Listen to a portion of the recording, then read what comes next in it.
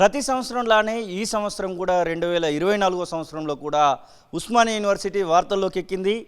ప్రతి సంవత్సరం ఉస్మానియా యూనివర్సిటీ హాస్టల్లో ఉండి చదువుకునేటువంటి విద్యార్థులు రోడ్లెక్కి మరి మాకు ఖచ్చితంగా మెస్ ఓపెన్ చేసి ఉండాల్సిందే, కరెంట్ ఇవ్వాల్సిందే, వాటర్ సప్లై చేయాల్సిందే, హాస్టళ్లను ఓపెన్ పెట్టాల్సిందే అంటూ దాదాపు దశాబ్దం కాలంగా కూడా ఈ యొక్క పోరాటం అయితే కొనసాగిస్తూ ఉన్నారు. ఎండాకాలం వచ్చిందంటే చాలు ఈ యొక్క నాన్ బోర్డర్స్ సంబంధించినటువంటి ఇష్యూ, అలాగే ఇక్కడ హాస్టల్లో ఉండి చదువుకునేటువంటి విద్యార్థులకు అయితే ఇది ఒక తంతుగా మారినటువంటి పరిస్థితి. ఈ సంవత్సరం కూడా సేమ్ అలానే ఒక రిజిస్టర్ నుంచి ఇక్కడ ఉన్నటువంటి చీఫ్ వార్డెన్ నుంచి ఒక లెటర్ అయితే విడుదల చేసినటువంటి పరిస్థితి. ఆ లెటర్లో ప్రధానంగా మే 1వ తారీఖు నుంచి హాస్టల్ను వెకేట్ చేయాల్సిందే, ఎందుకంటే ఇక్కడ ఎలక్ట్రిసిటీ అలాగే వాటర్ ప్రాబ్లం ఉంది అని చెప్పేసి దానిలో మాత్రం రాసి ఉన్నటువంటి పరిస్థితి. అసలు నిజంగానే ఇది దశాబ్దం కాలంగా కొనసాగుతూ వస్తుందా, ఈ సంవత్సరమే కొత్తగా తయారైనటువంటి పరిస్థితి ఉందా? అలాగే ఈ షోకాజ్ నోటీసు చీఫ్ వార్డెన్కి ఇచ్చినటువంటి సందర్భం గురించి మాట్లాడదాం. మనతో పాటుగా ప్రొఫెసర్ కాసిం సార్ ఉన్నారు. దాదాపు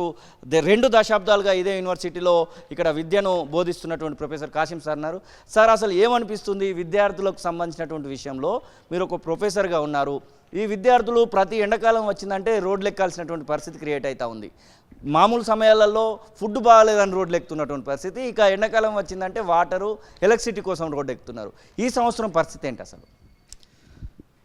ఎప్పుడైనా ఉస్మానియా విశ్వవిద్యాలయం కొన్ని సమస్యలకు నిలయంగా ఉంటూ ఉంది.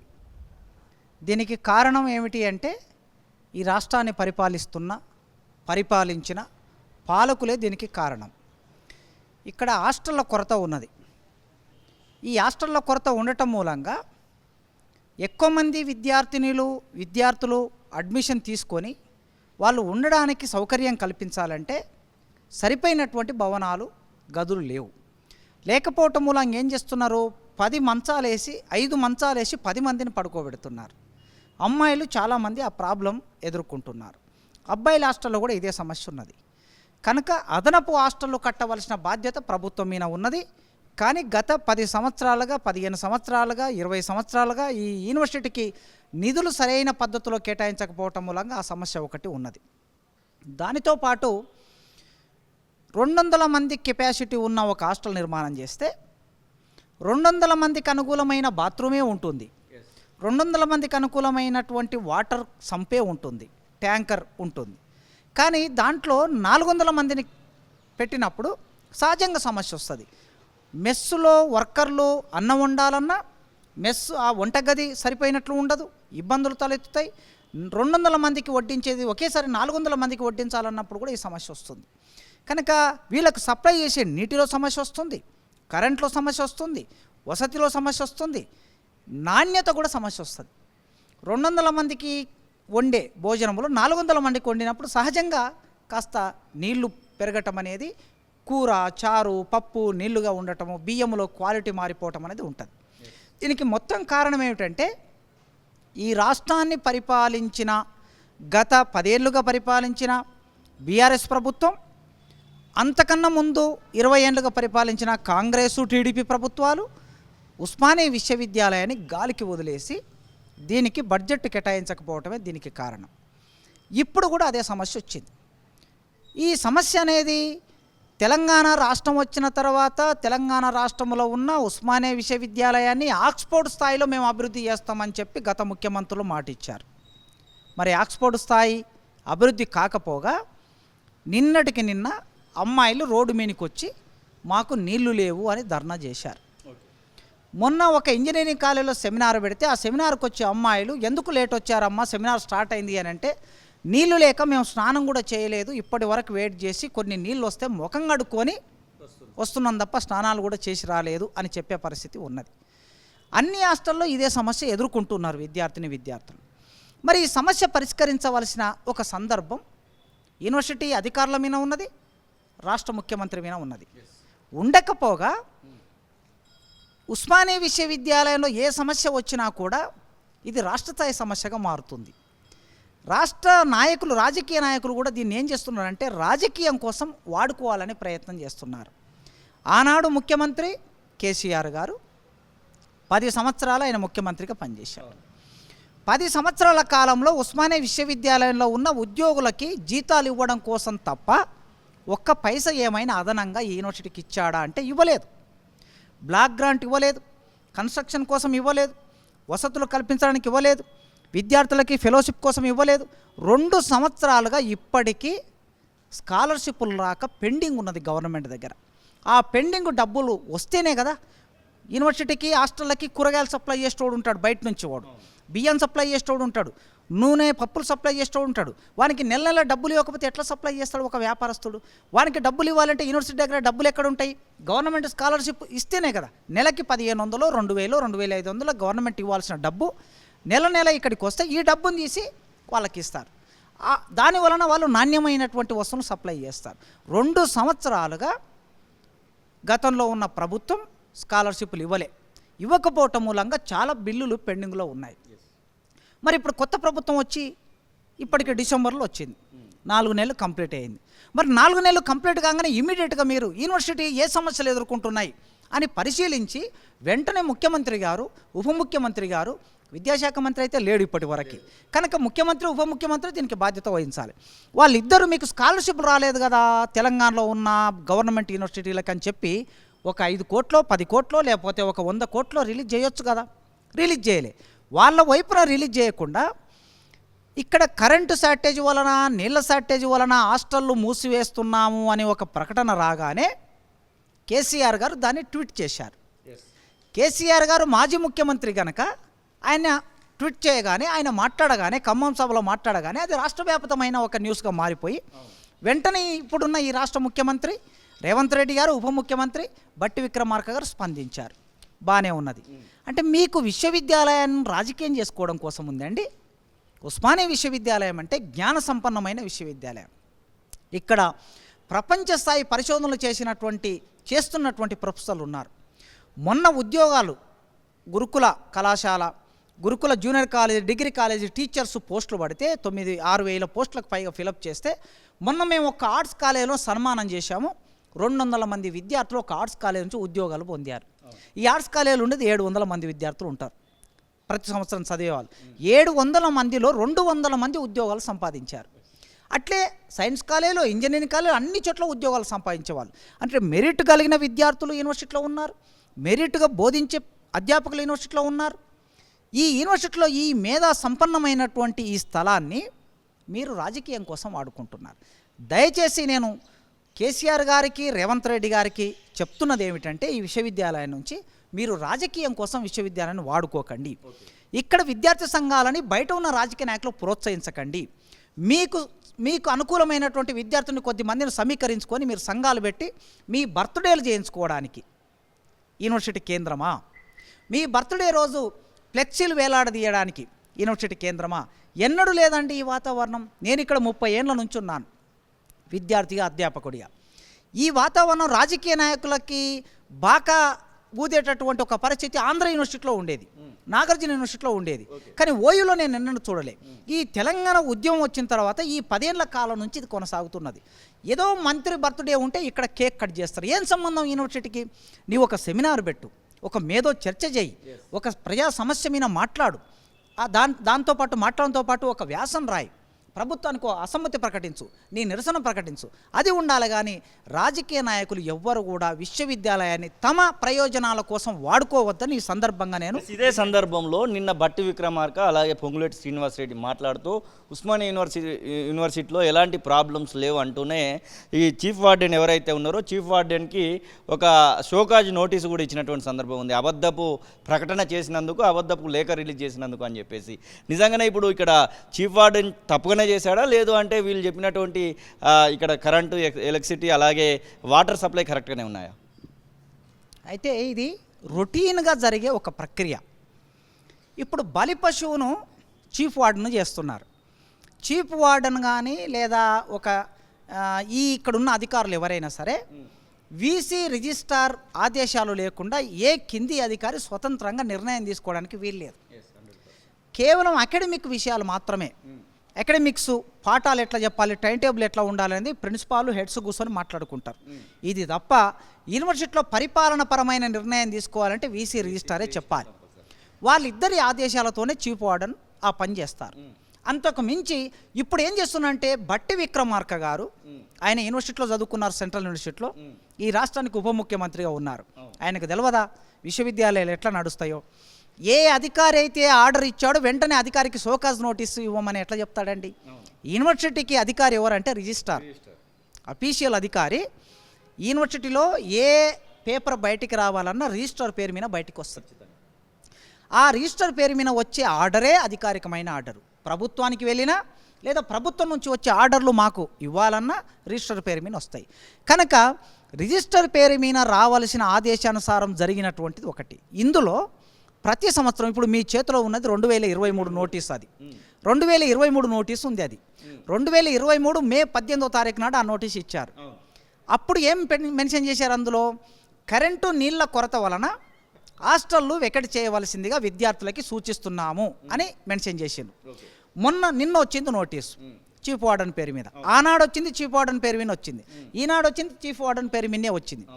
నిన్న వచ్చిన నోటీసులో కూడా కరెంటు నీటి కొరత వలన హాస్టల్ వెకెట్ చేయవలసిందిగా సెలవులు ఇస్తున్నాం, సమ్మర్ వెకేషన్ ఇస్తున్నామని అందులో పేర్కొన్నారు. డేటు మాత్రమే మారింది, విషయం ఒకటే ఉన్నది. అంటే ఆనాడు కేసీఆర్ ముఖ్యమంత్రిగా ఉన్ననాడు అదే నోటీసు, ఇవాళ రేవంత్ రెడ్డి గారు ముఖ్యమంత్రిగా ఉన్ననాడు ఇదే నోటీసు. నోటీసులో ఏం సమస్య లేదు, ఇవాళ రాజకీయం చేస్తున్నారు దీన్ని. కనుక చీఫ్ వార్డెన్ అనే ఒక ప్రొఫెసర్ని బలిపశువు చేయడానికి కుట్ర జరుగుతుంది. ఆయనను బలిపశువు చేయడం కాకుండా నిజంగా మీకు చిత్తశుద్ధి ఉంటే హాస్టల్లను రిపేర్ చేయడం కోసమనో లేకపోతే ఇంకో పద్ధతుల్లో హాస్టళ్ళకి సెలవులు ఇవ్వటం ఒక పద్ధతిగా 2001 నుంచి నడుస్తుంది. మేము స్టూడెంట్స్ ఉన్నప్పటి నుంచి. ఆ రోజు డిసి రెడ్డి గారు వీసీగా ఉండే, ఎన్నడూ లేనట్లుగా మొట్టమొదటిసారి సమ్మర్ వెకేషన్స్ ఆయన ప్రకటించాడు. అప్పుడే డిఎస్సి పడింది. డిఎస్సికి ప్రిపేర్ అవుతున్నాం, సమ్మర్ వెకేషన్ ఇస్తే మేము ఊళ్ళకి వెళ్ళి మాకు ఇళ్ళ దగ్గర సరైన ఫెసిలిటీ ఉండదు, మేము చదువుకోలేము, కనుక మాకు హాస్టల్ ఫెసిలిటీ ఉండాలి, మేము చదువుకోవాలంటే అని పెద్ద పోరాటమే చేసాం. అప్పటి నుంచి మొదలుపెట్టి ఆయన ఎంత పోరాటం చేసినా కూడా ఇదే కాంగ్రెస్ పార్టీ ప్రతిపక్షంలో ఉన్నది, చంద్రబాబు నాయుడు ముఖ్యమంత్రిగా ఉన్నాడు. మమ్మల్ని అందరినీ తీసుకెళ్ళి లాఠీ చార్జ్ చేసి టాస్క్ ఫోర్స్ పోలీసులు మమ్మల్ని కిడ్నాప్ చేసి 7 మంది ఎమ్మెల్యేలు వచ్చారు. దానం నాగేంద్ర, ఇవాళ పొన్నం ప్రభాకర్ ఉన్నారు కదా, పొన్నం ప్రభాకర్ ఇవాళ మినిస్టర్. ఆనాడు పొన్నం ప్రభాకర్ నన్ను ఇద్దరిని తీసుకువెళ్ళి ఒకే పోలీస్ స్టేషన్లో పెట్టారు. ఆయన ఎన్ఎస్యుఐ ప్రెసిడెంట్, నేను అప్పుడు తెలంగాణ స్టూడెంట్ ఫ్రంట్ కన్వీనర్ను. కనుక ఆ రోజు అమలు చేసినటువంటిది అప్పటి నుంచి ఇప్పటి వరకు హాస్టళ్ళకి సెలవులు ఇస్తూనే ఉన్నారు. మేమేం డిమాండ్ చేస్తున్నామంటే ఈ యూనివర్సిటీలో గతంలో స్టూడెంట్ యూనియన్ లీడర్గా ఇవాళ టీచర్గా కూడా విశ్వవిద్యాలయంలో ఎప్పుడు కూడా హాస్టళ్ళకి సెలవులు ఇవ్వకూడదు. ఇది మా డిమాండ్, ఇది మా యొక్క ఆలోచన, ఒక విలువ. ఇది ఎందుకు సెలవులు ఇవ్వకూడదు అంటే విశ్వవిద్యాలయం నిరంతరం రన్ అవుతూ ఉండాలి, ఎప్పటికీ రన్ అవుతూ. మీకు రిపేర్లు ఉంటే రిపేర్లు, ఒక హాస్టల్ రిపేర్ ఉంటే ఇంకో హాస్టల్ షిఫ్ట్ చేయి విద్యార్థుల్ని. ఈ హాస్టల్లో ఉన్న వాళ్ళని ఒక 100 మంది ఉంటే ఈ 100 మందిని ఇంకో దగ్గర షిఫ్ట్ చేసి దాన్ని రిపేర్ చేసి మళ్ళీ వాళ్ళని ఇక్కడికి పిలిపించి అది రిపేర్ చేయి. అట్లుండాలి తప్ప సెలవులు అనేది ఉండకూడదు. ఎందుకంటే పల్లెల నుంచి విద్యార్థులు కటిక పేదరికం నుంచి ఇక్కడ చదువుకోవడానికి వస్తారు. ఆ పిల్లలకి గ్రామాల్లో చదువుకునే వాతావరణం ఉండదు, సరైన వసతులు ఉండవు, రకరకాల ఆర్థిక సమస్యలు ఉంటాయి, తల్లిదండ్రుల సమస్యలు ఉంటాయి, కుటుంబ సమస్యలు ఉంటాయి. వాటన్ని చుట్టుముడుతున్నటువంటి స్థితిలో ప్రశాంతంగా విద్యార్థి చదువుకోలేడు. కనుక ఇక్కడ హాస్టల్ ఫెసిలిటీ, ప్రశాంత వాతావరణం కల్పిస్తే చదువుకుంటారు వాళ్ళు. అందుకే 12 నెలలు హాస్టల్ ఓపెనే ఉండాలనేది మా డిమాండ్. అయినా ఇప్పుడు ఈ నోటీసు వచ్చినప్పుడు ఎటు తిరిగి మళ్ళీ చీఫ్ వార్డెన్ను బలి చేసే ఒక కుట్ర జరుగుతుందనేది నాకు అనిపిస్తుంది. ఈ కుట్రలో నిజంగా విశ్వవిద్యాలయం అధికారులు ఏం మాట్లాడవలసి ఉండే అంటే వీసీ రిజిస్టరే ముందుకొచ్చి ముఖ్యమంత్రి గారికి, ఉప ముఖ్యమంత్రి గారికి చెప్పాలి, అయ్యా ఇది యూనివర్సిటీ స్వయం ప్రతిపత్తి కలిగినటువంటి బాడీ, ఈ స్వయం ప్రతిపత్తి కలిగిన సంస్థలో మేము కొన్ని నిర్ణయాలు తీసుకుంటాం, ఇక్కడ కొన్ని సమస్యలు ఉన్నాయి, ఇది ప్రభుత్వానికి సంబంధం. దీన్ని ఖచ్చితంగా ప్రభుత్వానికి చెప్పుకునేటువంటి ఒక సమయంగా తీసుకోవాల్సినటువంటి అవసరం ఉండే అంటారు. ఇక్కడ ఉన్నటువంటి సమస్యల మీద మాట్లాడుకోవడానికి ఉపయోగించుకునే సమయం లెక్క దీన్ని చూడాల్సినటువంటి అవసరం ఉండే అంటారా? ఖచ్చితంగా వీసీ రిజిస్ట్రార్ గారు గవర్నమెంట్ దగ్గరికి వెళ్ళి ఉప ముఖ్యమంత్రితోనో లేకపోతే ముఖ్యమంత్రితోనో, అది కాకపోతే ప్రిన్సిపాల్ సెక్రటరీతోనో కూర్చొని మాట్లాడి, ఇది విశ్వవిద్యాలయానికి సంబంధించిన విషయం కనుక మేము ఒక నిర్ణయం తీసుకున్నాం, ఇక్కడ చాలా రకాల సమస్యలు ఉన్నాయి, మేము భోజనం పెట్టాలంటే కూడా ₹1,00,00,000 ఖర్చు అవుతున్నాయి, మీరేమో మాకు స్కాలర్షిప్లు ఇవ్వటం లేదు, వెంటనే మీరు మాకు ఒక 20 కోట్లు ఇవ్వండి, 50 కోట్లు ఇవ్వండి అని అడగాలి కదా, అడిగే ధైర్యం చేయాలి కదా. ప్రొఫెసర్ కదండి, రాజకీయ నాయకుడు కాదు కదా. రాజకీయ నాయకులు అయితేనేమో ఈయన మంత్రి పదవి ఇస్తాడో లేదో, లేకపోతే ఆయన ఇంకో పొజిషన్ ఇస్తాడో లేదో, నెక్స్ట్ సీట్ ఇస్తాడో లేదో అని భయం ఉంటుంది. ఒక ప్రొఫెసర్కి మీకేం భయం అండి? మీరు వైస్ ఛాన్సలర్ 3 ఏళ్ళు పనిచేశారు, రిజిస్టర్ గారు 3 ఏళ్ళు పనిచేశారు. ఇంకా మీకు ఇంకేం కావాలా? ఇప్పుడు మీరు ఏం చేయాలంటే నిజంగా యూనివర్సిటీ తరఫున ప్రభుత్వంతో కొట్లాడితే వెంటనే స్కాలర్షిప్ రిలీజ్ చేయండి, డబ్బులు రిలీజ్ చేయండి, మేము 12 నెలలు హాస్టల్ నడుపుతామని మీరు అడగాలి కదా. మీరు అడగకపోగా మీరు మౌనంగా ఉండి మీరు హాయిగా మాట్లాడుకొని ఒక మామూలు మీరు బాధ్యత అప్పచెప్తే హాస్టళ్ళ కోసం పనిచేస్తున్నాడు ఆయన. రేయింబావులో పనిచేస్తాడు. హాస్టల్ చీఫ్ వార్డెన్ అంటే హాస్టల్ వార్డెన్ అంటే మధ్యరాత్రి 1 గంటకి ఎవడో ఫోన్ చేస్తాడండి. ఒక విద్యార్థి సార్ నాకు ఇక్కడ నీళ్ళు వస్తలేవని ఫోన్ చేస్తాడు, అప్పుడు లేచి రావాల్సి వస్తుంది. అట్లాంటి పనులు చేస్తున్నటువంటి చీఫ్ వార్డెన్ పట్టుకొని నోటీస్ ఇచ్చి సోకాజ్ నోటీస్ ఇచ్చి ఆయన ఎస్ఆర్లో దాన్ని రికార్డ్ చేస్తారు. ఎస్ఆర్లో రికార్డ్ చేస్తే ఒక మచ్చ, ప్రమోషన్స్కి దానికి దీనికి ఇబ్బంది, ఖచ్చితంగా ఒక మచ్చనే కదా. అంటే అట్లా ఆయనకు మచ్చ తీసుకురావాల్సిన అవసరం ఏమైనా మీ మీద రావాల్సిన మచ్చని మీరు బయట పడేసుకొని ఆయన మీద మచ్చ వేస్తున్నారు. కనుక మీరు ప్రభుత్వంతో డైలాగు జరపలేని ఒక నిస్సహాయ స్థితి నుంచి మరో అధ్యాపకుని ఇబ్బంది పెట్టడం ఇది సరైంది కాదు అనేది నా అభిప్రాయం. ఎస్, విద్యార్థులను కొంతమందిని పలకరించేటువంటి ప్రయత్నం చేస్తే నిజంగానే ఈ ప్రాబ్లం ఉంది, ఎండాకాలం మొదలైనప్పటి నుంచే ఈ ప్రాబ్లం వస్తూ ఉంది అని చెప్తా ఉన్నారు. నిజంగానే ఇప్పుడు మీరు ఆర్ట్స్ కాలేజీలో మనం మాట్లాడుతూ ఉన్నాము. ఆర్ట్స్ కాలేజీ వాష్రూమ్స్, టాయిలెట్స్, అలాగే డ్రింకింగ్ వాటర్, కరెంటు విషయంలో ఏమైనా ఇబ్బందులు ఎదురవుతూ ఉన్నాయా? హాస్టల్స్ ఒక అందుకు పక్కన పెడితే నిజానికి ఈ విశ్వవిద్యాలయంలో కరెంటు పోల్స్ ఎప్పుడో 40 ఏళ్ళ కిందట 50 ఏళ్ళ కిందట వేసిన పోల్స్ ఉన్నాయి. మనం చూస్తే ఆర్ట్స్ కాలేజ్ ముందు నుంచి తర్వాత ఎన్ఆర్ఎస్ హాస్టల్ వైపు చూస్తూ ఉంటే సిమెంట్తో తయారు చేసిన పోల్స్ ఉన్నాయి. ఎండాకాలం సమయంలో గాలి వచ్చినప్పుడు ఆ పోల్స్ ఇరిగి పడిపోతూ ఉంటాయి. దానితో పాటు 2 తీగలు తగులుతూ ఉంటాయి. యూనివర్సిటీ నిండా చెట్లు ఉంటాయి కనుక ఒక చెట్టు గాలి ఫోర్స్గా వచ్చినప్పుడు ఒక చెట్టు వచ్చి తీగల మీద పడుతుంది, అప్పుడు తీగలు టచ్ అయ్యి కరెంటు పోతుంది. ఈ సమస్య నిరంతరాయంగా ఉంటుంది. నేను యూనివర్సిటీ క్వార్టర్స్లోనే దాదాపు 8 సంవత్సరాలు ఉన్నా. నేను గతంలో 2021 వరకు యూనివర్సిటీ క్వార్టర్స్లో ఉన్నా. రోజు కరెంటు సమస్య ఉండేది నాకు. ఎప్పుడు 2013 నుంచి మొదలు పెడితే 2021 వరకు రోజు కరెంటు సమస్య ఉండేది. ఆ కరెంటు సమస్య బయట ఉండే కరెంటు సమస్యతో దీనికి సంబంధం లేదండి. ఇక్కడ ఉండే ఒక ప్రత్యేకమైన పరిస్థితి వలన ఇక్కడ మీతో ఈ మాట ఎందుకు అడగాల్సి వచ్చిందంటే, ఈ సర్క్యులర్ బయటకు వచ్చిన వెంటనే 2 డిపార్ట్మెంట్స్ తెలంగాణ రాష్ట్రంలో ఉన్నటువంటి ఇటు వాటర్ డిపార్ట్మెంటు అలాగే ఎలక్ట్రిసిటీ డిపార్ట్మెంటు 2 సర్క్యులర్స్ రిలీజ్ చేయడం జరిగింది. ఉస్మానియా యూనివర్సిటీలో అలాంటి ప్రాబ్లం ఏం లేదు అనేటువంటి మాటను ఇప్పుడు మీరు వాళ్ళకి ఏమైనా చెప్పాలనుకుంటే ఈ యొక్క 40 ఏళ్ళ పోల్స్ విషయం కానివ్వండి, ఈ కరెంట్ పోవడం కానివ్వండి, శౌచాలయాలలో వాటర్ విషయంలో కానివ్వండి, ఇవి మాట్లాడాలనుకుంటే అందుకే ఇప్పుడు వాటర్ డిపార్ట్మెంట్ ఏ ప్రాబ్లం లేదన్నది కదా. 2 రోజుల కిందట అర్ధరాత్రి పూట ఇంజనీరింగ్ కాలేజీ విద్యార్థినులు మరో హాస్టల్ విద్యార్థినులు రోడ్డు మీద వచ్చి కూర్చున్నారు. ఎందుకు కూర్చున్నారు? నీళ్లు రాలేదు అని కూర్చున్నారు. మరి చెప్తున్నారు సెమినార్కి వచ్చేటప్పుడు ఎందుకు లేట్ అయింది అనేది లైవ్ చెప్తున్నా. రోజు నేను క్లాస్ రూమ్లో పాఠం చెప్తా కదా, మా పిల్లలు మాకు చెప్తూ ఉంటారు టిఫిన్ దగ్గర లేట్ ఎందుకైంది. 9 గంటలకు నాకు క్లాసు మొదలైతే 9 గంటలకు రాలేక వాళ్ళు 9:15, 9:20 అట్లా అవుతుంది. ఎందుకమ్మా లేట్ వచ్చారని అడిగితే, సార్ మేము టిఫిన్ తినాలంటే వెళ్ళి లైన్ నిలబడాలి, లైన్ నిలబడాలంటే ఆ లైన్ ఎప్పుడైపోతుందో తెలియదు. మరి లైన్ ఎందుకమ్మా అని అంటే, సార్ మేము 6 గంటలకు లేచినా కూడా బాత్రూమ్ దగ్గర లైన్ ఉంటుంది. బాత్రూమ్ దగ్గర లైన్ ఎందుకు ఉంటుందమ్మా అంటే, నీళ్లు సరిగ్గా లేకపోవటం వలన ఎక్కువ మంది ఉండటం మూలంగా తక్కువ బాత్రూమ్లు, ఎక్కువ మంది బోర్డర్స్, దానివల్ల ఈ సమస్యలు అన్నీ ఉండటం మూలంగా ఉన్నాయి. మేము లైవ్ ఎగ్జాంపుల్, వాటర్ వర్క్స్ డిపార్ట్మెంట్కి సంబంధించినోడు ఇక్కడ ఏం జరుగుతుందో మనకు తెలియదు, వాడు బయట ఉండి ఇస్తాడు. కనుక ఈ విద్యార్థులు రోడ్ల మీదకి వచ్చి మా ఉస్మానియా విశ్వవిద్యాలయానికి సంబంధించిన భూమిలోనే వాటర్ ట్యాంకు కట్టారు. తార్నాకలో పెద్ద వాటర్ ట్యాంక్ ఉంది. మీరు నిజంగా అనుకుంటే ఇమీడియట్గా ఆ వాటర్ ట్యాంకు నుంచి ఇక్కడ ఇదో ఈ లైబ్రరీ దగ్గర పెద్ద వాటర్ ట్యాంక్ ఉంది యూనివర్సిటీకి. ఆ వాటర్ ట్యాంకు కనెక్షన్ ఇచ్చి మీరు నిరంతరాయంగా వాటర్ సప్లై చేయండి, అన్ని హాస్టల్స్కు వాటర్ వెళ్తాయి. ట్యాంకర్లతో వాటర్ కొట్టవలసిన పరిస్థితి యూనివర్సిటీకి ఎందుకు వస్తుంది? గతంలో నెలకి 50 లక్షల రూపాయలు పెట్టి వాటర్ ట్యాంకులు కొట్టేవాళ్ళండి. నెలకి 50 లక్షలు నేను చెప్తున్నది గతంలో వాటర్ కోసం. అంటే ఆ పరిస్థితి ఉండేది. అంటే మరి వాటర్ డిపార్ట్మెంటు కూడా ఇప్పటికైనా ఇమ్మీడియట్గా మీరు ప్రభుత్వంతో మాట్లాడతారో లేదా ప్రభుత్వం నుంచి డబ్బులు తీసుకుంటారో, ఉస్మానియా విశ్వవిద్యాలయానికి కావాల్సిన వాటర్ ఎంతనో మీరు లైన్ వేసి వాటర్ ఇవ్వండి. ఇది ఒకటి. రెండవది, ఉస్మానియా యూనివర్సిటీ జాగాలోనే సబ్స్టేషన్ పెట్టుకున్నారు, పెద్ద కరెంట్ ఆఫీస్ ఉన్నది. ఉస్మానియా యూనివర్సిటీ ప్లేసే తీసుకున్నారు. తీసుకున్నటువంటి మీరు ఎక్కడెక్కడనో హైదరాబాదులో బయట అండర్ గ్రౌండ్ ఎలక్ట్రిసిటీ లైన్స్ వేస్తున్నారు కదా. మరి యూనివర్సిటీ అండర్ గ్రౌండ్ వేయడానికి మా అంటే ఎంత, ఒక 20 కోట్లు ఒక 10 కోట్లు ఖర్చు అవుతాయి కావచ్చు. ఇది ఎంత డబ్బు అండి? 10 విక్రమార్క ఇప్పుడు ఎలక్ట్రిసిటీ మినిస్టర్గానే కొనసాగుతూ ఉన్నారు కదా. మరి ఇమ్మీడియట్గా నేను 10 కోట్లు ఇస్తున్నా, రిలీజ్ చేస్తున్నా, మీరు పని మొదలు పెట్టండి అంటే నెల రోజుల్లో పని కంప్లీట్ అవుతుంది. యూనివర్సిటీ ఎంత 1600 ఎకరాల జాగా ఇది అంతే. 1600 ఎకరాల జాగా అంటే ఇటు 4 కిలోమీటర్ అటు 4 కిలోమీటర్ అంతే.